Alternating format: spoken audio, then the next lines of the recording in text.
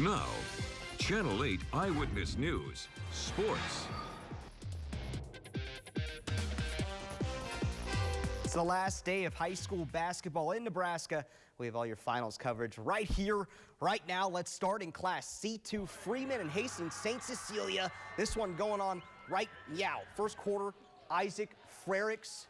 He's been doing it all for the Falcons. Gets the runner to fall, gave Freeman an early 2-point lead. Later, same quarter, Freeman down 5. Brett Oldman, tough finish on the drive, slices the lead to 3. But boy, here comes St. Cecilia. They got hot from downtown.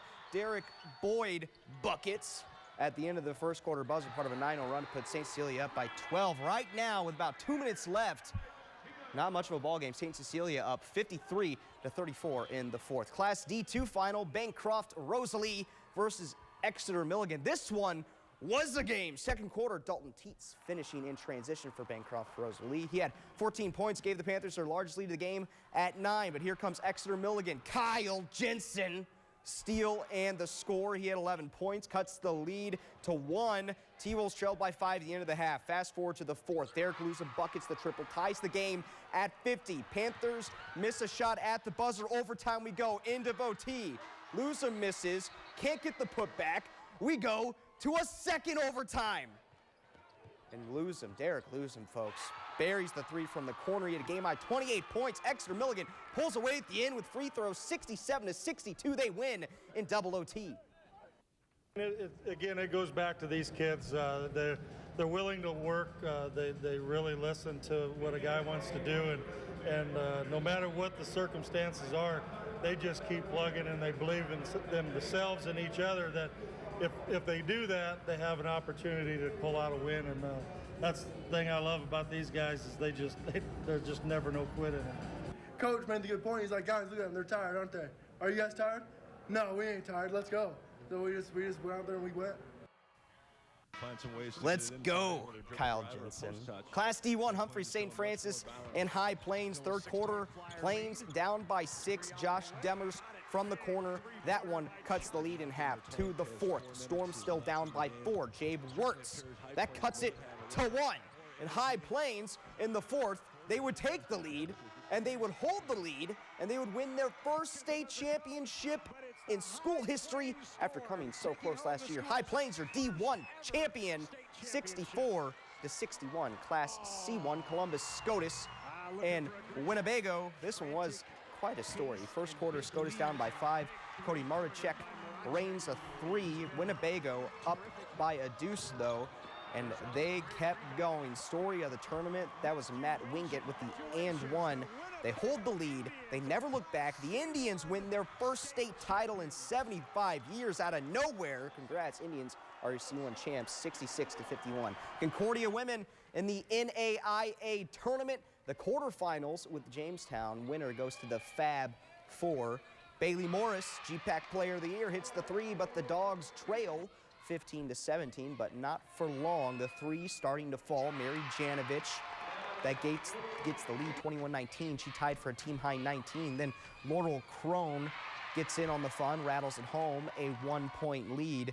Morris, also the other one who tied with a game-high 19 points. Concordia pulls away in the second. They win 76-59. They're going to the Fab Four for the 4th time in school history, playing Briarcliff Monday at 8 in Sioux City, Iowa.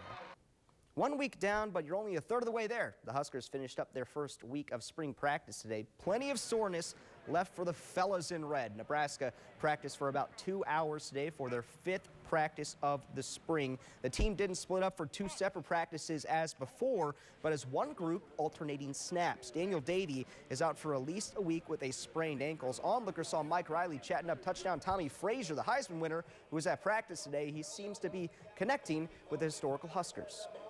I told them that really a place is really just an accumulation of its history, and I think that this place really brings people back.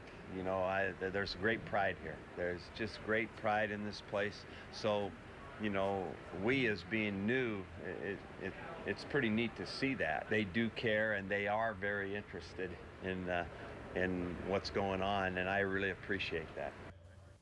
News and notes, corner Charles Jackson is out for the rest of spring. Coach Riley says he will need arthroscopic knee surgery. He's recovering from a torn ligament in a knee last fall camp. Wide receivers Jordan Westerkamp, DeMornay Pearsonell, and Lane Hovey sat out today. So did defensive end Joe Keels. Riley also says they will try practicing as one group in their next practice, which is Monday. Husker baseball, game 2 with Florida Gulf Coast at Haymarket Park. If the Huskers win this one, they win the series. Bottom of the first, 2 quackers on the water for Tanner Lubach. Drives it deep. It goes off the left field foul pole. Originally ruled a double, but oh wait, umps get together and say touch them all. Home run makes it 3-0. Top of the fourth, now 4-0. Luis Alvarado doesn't make the catch in left, but he makes the throw. Runners out at home. That would end the inning. Nice gun, son. Nebraska would add 3 more in the bottom of the 5th. Kyle Kubat threw 7 innings. He gave up 2 earned runs, but he gets the win. Huskers take the series, winning today 8-2. Game 3, listen, moved up to noon tomorrow. Nebraska had 2 games today out in California for the softball team. In the first, they dashed DePaul, run ruling them in 5 innings. Then they lost to the host team, Cal State Fullerton, 3-0. It is the first time they've been shut out all year. Husker women's gymnastics at the Devaney today, hosting Illinois, Michigan State, Ohio State, and Maryland. Let's start on bars. Nebraska would get off to a rough beginning. 3 falls out of the Huskers' first 2 competitors of the entire meet, enough to affect their baseline for the judges. They would rally back, though. Grace Williams would score a 9.85 to bring up everyone's spirits. Jessie DeZiel, the star, she notched a 9.875 on bars, won the beam, good enough to take home the all-around title. Huskers would take 2nd behind Illinois. Stars hosting Sioux City at the Icebox. Let's finish up with some hockey, shall we? First period, 1-0 lead for the Stars, but not anymore. Sioux Falls' Parker Toomey knots it up at 1. The Stampede did not look back. The Stars losing the scoreboard 3-1, but hey, at least they won the fight. One more reminder, Husker baseball, game 3 against Florida Gulf Coast. The crowds out there have been incredible with the weather. They have a chance to I don't know it right off the top of my head, but set some attendance records. Noon tomorrow against Florida Gulf Coast, the series finale got moved up because of travel plans for the visiting team. Okay, and we need to talk for a second about those gymnasts. Those are so tough. I mean, they fall and it's nothing. Those are some tough and they ladies. battled back. And Absolutely. a fall is major points in gymnastics, and hey, they kept with it. So impressive. I mean, we covered everything tonight, Sure but did. they definitely need a shout out. Way to go, girls. Well, still ahead on Channel 8 Eyewitness News, one city is going the extra